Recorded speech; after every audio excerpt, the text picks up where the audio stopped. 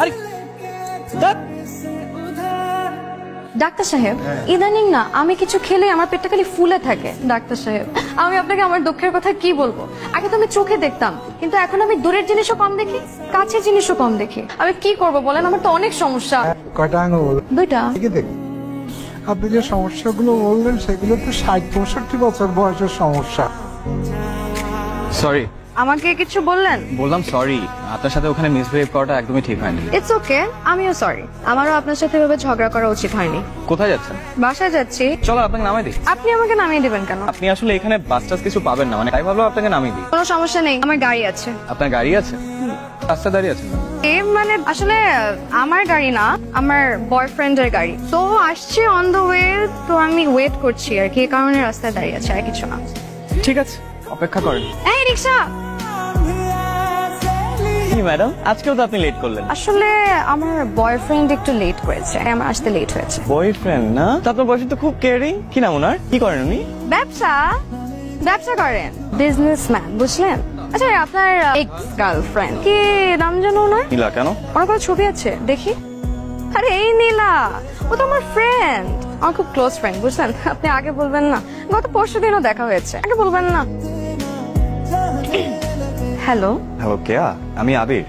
হ্যাঁ আবির, বলেন না, এত রাতে ফোন করলেন যে? আপনি কি ঘুমিয়ে পড়েছিলেন? না, ঘুমাইনি। আসলে এখন আমি আমার বয়ফ্রেন্ডের সাথে কথা বলি তো ঘুমাইনি। বলেন না। আপনি বলেছিলেন না নীলাকে চেনেন? আসলে ও আমাকে সোশ্যাল মিডিয়া থেকে ব্লক করে দিয়েছে, নাম্বারটাও চেঞ্জ করে ফেলেছে। ওর নাম্বারটা কি আমাকে একটু দিতে পারবেন? খুব জরুরি দরকার। ওর নতুন নাম্বার আমার কাছে নেই। তাহলে একটু ম্যানেজ করে দেন না। ঠিক আছে, দেখি পারলে ম্যানেজ করে দেবো। কি ম্যাডাম, আপনাকে না বয়ফ্রেন্ড দিয়েছে? ও একটু দেশের বাইরে গিয়েছে, বিজনেস ট্রিপ আর কি। তো আপনি এখানে কি করেন? আপনার জন্য অপেক্ষা করছিলাম।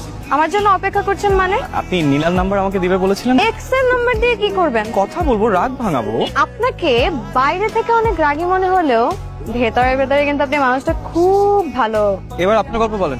আমার কিসের গল্প? আমার কোনো গল্প নেই। তাহলে বয়ফ্রেন্ড নিয়ে বানিয়ে গল্প কেন বলেন? আমি কোনো বানিয়ে কথা বলিনি। আমার বয়ফ্রেন্ড আছে। না ম্যাডাম, নেই। আমি আপনাকে বললাম না, আমি কাউকে বিশ্বাস করি না। আপনার ব্যাপারে সব খোঁজ নেওয়া হয়ে গেছে। এত মিথ্যা কথা কেন বলেন আপনি? যে মেয়ে মিডল ক্লাসে জন্ম হয়েছে, পরিবারে গার্জিয়ান বলতে মা ছাড়া কেউ নেই, তার প্রতি সমাজের দৃষ্টিভঙ্গি একটু আলাদাই হয়। সবাই সুযোগ নেওয়ার চেষ্টা করে, তাই একটা দুটা মিথ্যে কথা বলতেই হয়।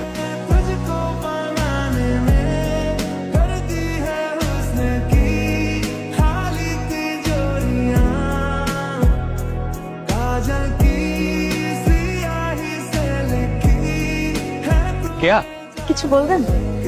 নাম্বারটা তো দিলেন না। আপনি সবসময় নাম্বার করেন কেন? নাম্বার দিয়ে কি করবেন আপনি? নাকি যে আপনাকে ছেড়ে চলে গেছে তার পিছনে সারা জীবন ঘুরবেন? বললে আমি করবো, আপনার কি? আমার কাছে কোনো নাম্বার নেই। আপনি না আসলে একটা খবরদার আমাকে মিথ্যক বলবেন না। আপনি একবার নীলার খোঁজ নিয়েছেন? আপনি জানেন যে আপনার সাথে ব্রেকআপের পর নীলা বিয়ে করে অনেক সুখে শান্তিতে আছে? নীলা বিয়ে করছে? হ্যাঁ, আমার জানতে মাত্র 2 দিন সময় লেগেছে, 2 দিন, যেটা আপনি 3 বছরেও জানতে পারেন। আর আমি আপনাকে কিছু জানাইনি, নীলার নাম্বারটা পর্যন্ত আপনাকে দেইনি, কারণ আমি মনে করি যে আপনি নীলার সাথে কথা বলার যোগ্যতাটা পর্যন্ত রাখেন না।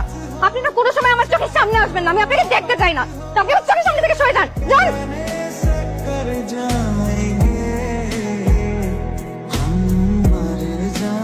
I am sorry. It's okay. কিছু বলছো না যে? কি বলবো?